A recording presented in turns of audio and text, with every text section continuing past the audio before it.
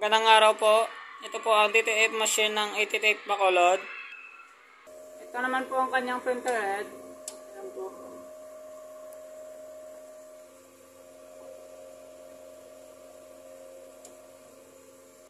Head clean.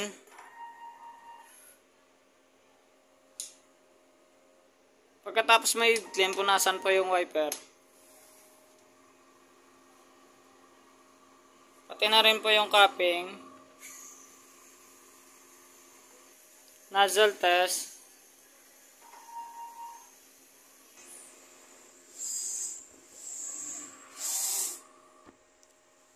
Yan naman po yung kalalabasan ng aking nozzle test. Ito naman po ang ink tank level nila. Tama naman po ang ink level. Ito naman po yung waste tank. Kakadispose lang po kanina.